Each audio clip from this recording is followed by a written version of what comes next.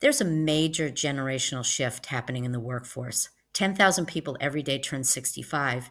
By 2030, all baby boomers will be over the age of 65.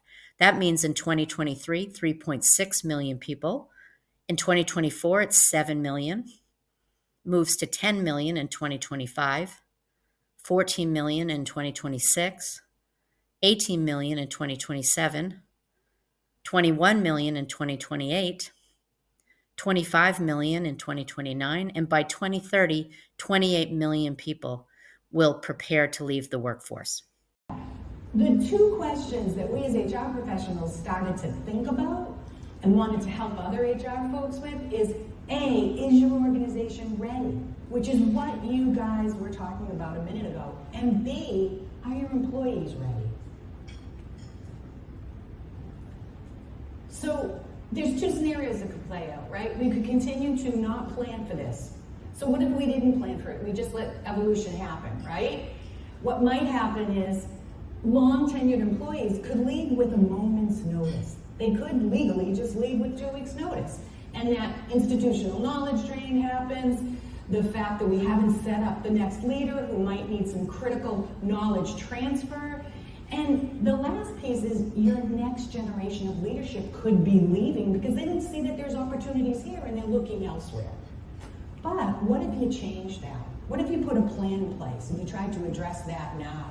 So why not plan so you can ensure real strategic knowledge transfer for that critical roles and critical knowledge?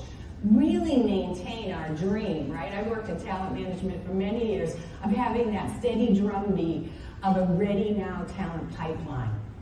Empower those employees who might be sitting on the edge of retirement, but just really, they could be financially ready, but not emotionally ready, or they don't have that vision.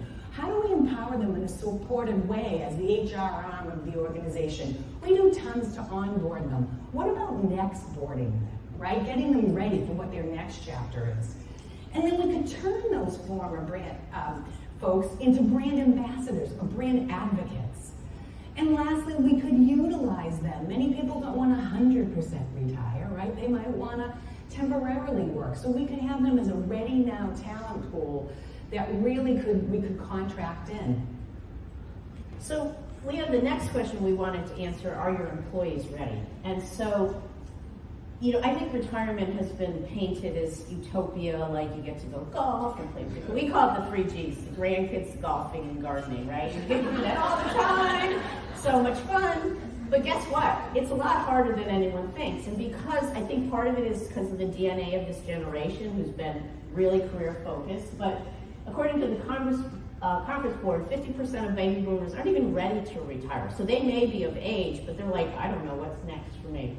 57% said retirement, they didn't plan for emotional retirement. So AARP just did a huge study on retirees, and people didn't think about what's life in retirement. We heard about finances, but there's a whole life piece here that people haven't really thought about it because you're gonna do the 3 Gs, right? And we talk here, I'm gonna travel, I'm gonna golf, and then you realize I have just worked 50 hours a week plus, and I got a big void in my schedule.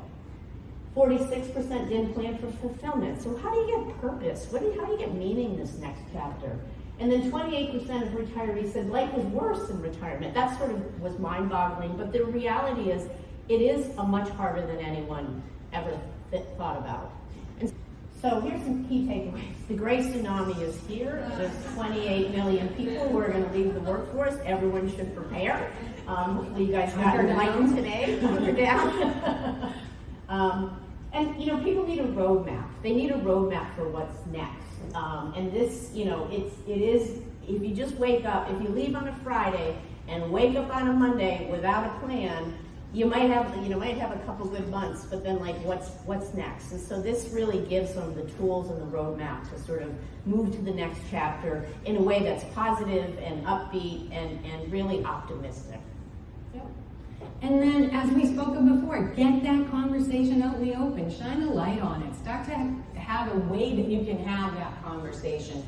And lastly, prepare your organization and your employees. Start to put a plan in place around that.